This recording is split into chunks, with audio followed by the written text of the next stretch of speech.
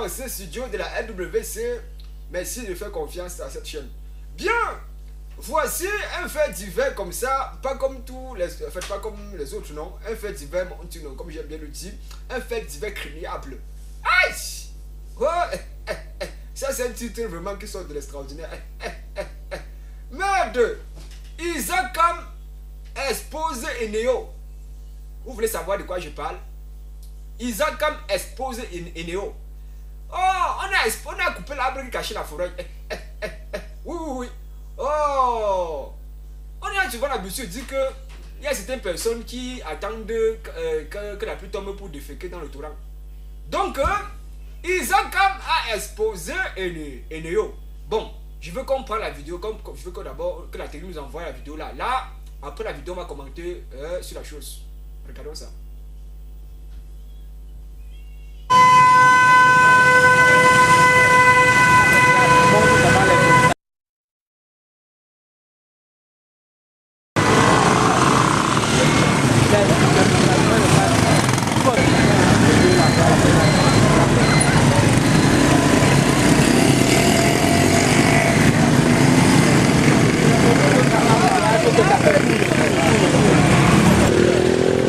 Très chers téléspectateurs de la Living Water Channel et internautes, nous sommes ici au Cameroun, à Bafoussam, au lieu dit Camp Sable.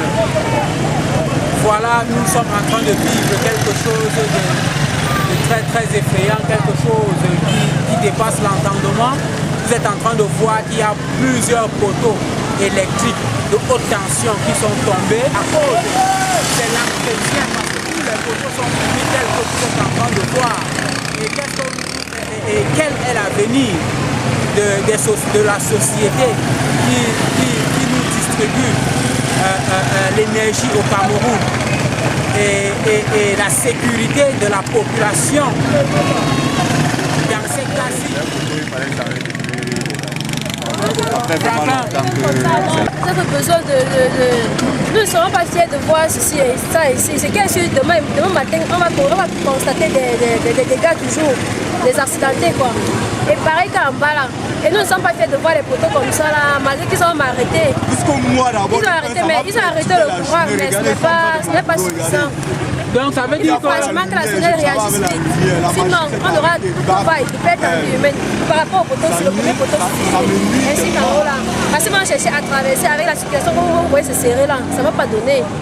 Ça veut dire que la SONEL essaie un peu d'être pressée, d'être rapide par rapport à cela, ça va aller. Ça veut dire qu'on mis la coupure d'énergie dans le secteur et sur les lignes qui sont au sol. Il n'y a pas eu une autre mesure. En dehors de ça, oui. En dehors de ça, il n'y a pas autre. Ils peuvent que réagir. C'est comme le monsieur là. C'est comme le monsieur ici. Oui, mais le monsieur ici, normal, apparemment, il doit rester là aujourd'hui. Il va dormir là-bas pour pouvoir veiller sur la quincaillerie. Il ne peut pas laisser comme ça, il rentre chez lui. Ils seront obligés d'être vigiles aujourd'hui de sa quincaillerie, ce qui n'est pas normal. Donc moi c'est ça, il fallait qu'on soulève d'abord ça aujourd'hui pour qu'il puisse protéger aussi ça. Comment vous pouvez vous présenter? Monsieur T. Jean Mathurin. Monsieur T. Jean Mathurin. Oui, monsieur T. Jean Mathurin, vous êtes le propriétaire de cette quincaillerie qui est bien nommée Belmondo au Camp Sable.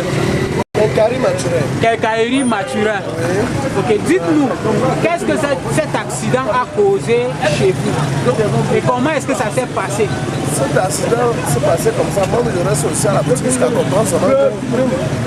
Je sors dehors de voir que ça a percé les tuyaux, tous les tuyaux électriques, tous les tuyaux de plomberie là. Oui. Et que ça a détruit aussi toute ma devanture. Je constate aussi, et on me dit que c'est la voiture de Isakam qui cause cela.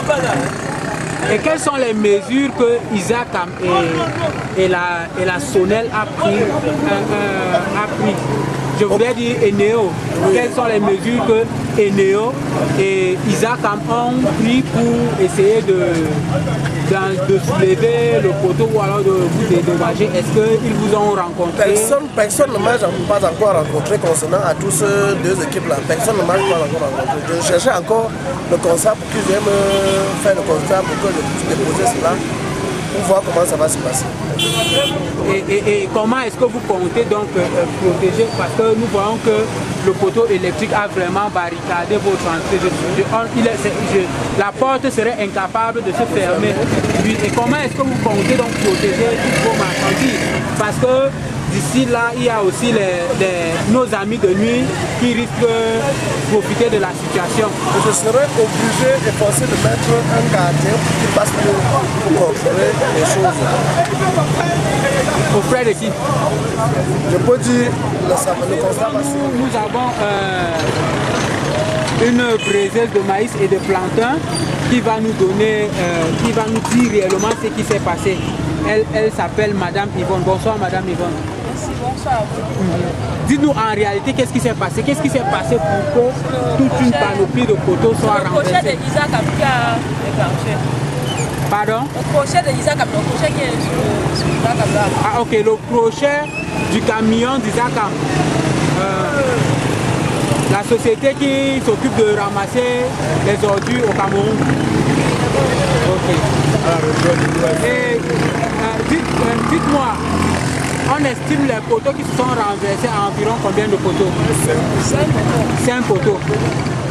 Et dans un bar, il buvait sa bière. Oui. Dès que ça a jailli le feu là, n'importe qui se cherchait. Oui. C'est comme ça qu'un innocent, vraiment, présentement là, il est chez le masseur. Donc, donc vous dites qu'en fait, les fêtes en vue, il n'y a que une seule personne qui a été gravement blessé.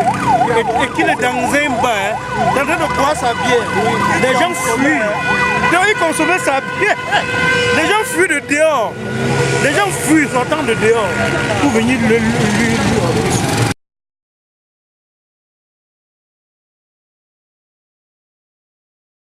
Voilà, chers téléspectateurs, vous avez regardé avec nous ce qui s'est passé du côté de Cansable, puisque au départ je vous n'ai pas précisé le quartier. Il s'agit là du côté de Cansable, Montée Feu Rouge. Montée Feu Rouge. Donc Montée Feu Rouge. Cansable, pour ceux qui connaissent bien cet endroit à Bafoussam. Bien, alors, vous avez aussi regardé, vous avez compris, vous avez vu ces poteaux qui sont tombés. On parle d'environ 5 poteaux, je crois, c'est ça qu'on a dit au niveau. Bon, ça a créé un effet, il y a eu un effet déclencheur. Oui. C'est-à-dire, un entraîne l'autre, l'autre entraîne l'autre. Voilà. Ça déclenche. Voilà, c'est pour ça qu'il dit que l'arbre cache la forêt. Oui. Oh, je ris comme ça, c'est vraiment douloureux, ça fait mal. Parce que je vous rappelle qu'il y a des gens comme ça qui ont passé une journée comme ça sans lumière. Ça fait d'autant plus mal que oui. Il y avait dans la ville, voilà, les clôtures d'activités sportives, voilà, qui avaient été organisées notamment, voilà, par le ministre Kanté. Oui. Et bon, et par d'autres, il y avait à Femme Tchèque, il y avait à Sapla, tout ça. Oui. La ville a été paralysée à cause de ce problème. Là, on se demande, est-ce qu'il n'y a pas eu sabotage? Parce que là, il y a un véritable problème. Sabotage par rapport à quoi? Pourquoi c'est ce jour précis? Oui. Où les plus hautes autorités, les élites, oui, décident de clôturer leurs activités, qu'un camion, oui, sorti de nulle part. Ce n'est pas sorti de nulle part. On est en train de bien le dire dans le reportage que c'est un camion de Isaac. Justement, oui, un camion qui était de passage, quoi. Bon, il passe là-bas chaque jour. Oui, pour faire des ramassage des ordures. Pourquoi c'est ce jour? Et il faut comprendre. Monsieur Serge, qu'est-ce que vous voulez dire? C'est un message qu'il faut même adresser à Isaac, parce que ces gens pensent qu'ils sont les rois de la route. Ce sont des gens qui ne freinent pas. Ils pensent que comme ils sont dans les gros camions, ils sont tout permis, et comme ils ramassent les ordures, ils sont tout vous avez un problème contre et pourtant, ils sont bien payés. Non, il n'y a pas d'avoir un problème. J'ai dit bien, tous les usagers de la route peuvent faire ce constat. Les gens d'Isaac pensent qu'avec le poum, tu ne peux même pas dormir. Et le klaxon. Je ne sais même pas ce genre de klaxon. Ils devaient préciser les heures. En Europe, ce n'est pas comme ça. Dans les pays qui se respectent, ça ne se passe pas. On ne vient pas vous réveiller parce qu'on veut ramasser des ordures. Il y a l'heure où on sait que le camion va passer et chacun met ses ordures. Mais ici, il faut que ces gens-là, s'ils décident de passer à 5 heures, s'ils décident de passer à 4 heures, à toute heure, il faut qu'ils vous mettent mal à l'aise. en klaxonnant en désordre. Ça ne se passe pas comme ça ailleurs. Je ne sais pas où nos dirigeants qui partent en Europe là. Où ils partent même là-bas faire quoi, on ne sait même pas. Allez en Europe voir s'il y a un camion qui passe et qui réveille les gens. Ça n'existe pas. Alors, maintenant, parlant de cette histoire, de ce fait divers, alors, voilà ce qui s'est passé. Ils ont comme se croient tout permis. Voilà. Hein, il s'est permis de toucher un poteau. Bon, ils sont tout permis parce qu'ils pensent qu'ils ramassent les ordures. Bon, ça ne nous aide pas beaucoup. On leur paye les impôts pour ramasser ces ordures. Je me pose la question. Les gens, il y a les commerçants qui ne respirent pas dans la ville de Bafoussam parce qu'il faut payer les impôts pour ramasser les ordures. Donc, ils ne viennent pas nous faire de la dictature. Bon, est-ce qu'ils ont fait sciemment? Est-ce que le chauffeur a fait sciemment? Il dit en bousculant ces poteaux. Est-ce qu'au Cameroun, on fait quelque chose sciemment? On te met même en prison, on te dit que ce n'est pas sciemment. C'est ça qu'il faut comprendre. On ne respecte pas, on a tout banalisé dans ce pays. Les droits de l'homme ne sont pas respectés. Ce n'est que sur le plan logique qu'on respecte les droits de l'homme au Cameroun. Mais sur le plan de la pratique, on ne respecte pas. Et il faudrait qu'on bâtisse un pays pratique et non un pays théorique. C'est ça. Bon, on vous attend, on a comme l'impression que c'est ce chauffeur, Isaac Kam a fait cette chose sciemment. Ils peuvent l'avoir fait sciemment. Ça pouvait même être un coup monté parce qu'il y avait un événement, il y avait le ministre qui clôturait Festif Foot. Voilà. Hein, en Congo. Justement. Et curieusement, ce n'est que dans la zone là que tout a été saboté. Ça peut être des mouvements politiques, tu ne peux pas savoir. Ça peut être, il faut savoir que Bafoussam aujourd'hui est partagé entre 4 partis politiques. Il y a le SDF. Oui. Qui est en train de perdre du terrain grâce au MRC qui est là en train de s'imposer, de Maurice Kamto qui était là d'ailleurs. Il y a maintenant le RDPC qui fait tout. Hein, pour reprendre du poil de la bête. Et il y a l'UNDP qui cherchait ses marques. Voilà comment l'Ouest est en train de s'imposer. Et parmi ces tendances, on fait tout pour détruire l'activité de l'autre. Oui, puisque je dis bien ce samedi. Voilà. Ce samedi là. Il y avait une très grande manifestation dans la zone où il y a eu ce sinistre. Cette coupure de lumière. C'était dans la zone du ministre Kanté Pascal qui clôturait les activités de son événement. Et en même temps, de ce côté à Fanchouette, il y avait également la coupe et championnat Chantal Biard qui clôturait ses activités. Tout a été coupé là-bas. Donc on peut se poser des questions. On peut se poser des questions. Donc, rien n'est innocent en fait. Voilà. Il y avait toutes ces activités et la ville de Bafoussam se retrouvait paralysée. Parce qu'il faut dire, Bafoussam, c'est un carrefour des opinions politiques au Cameroun. Voilà.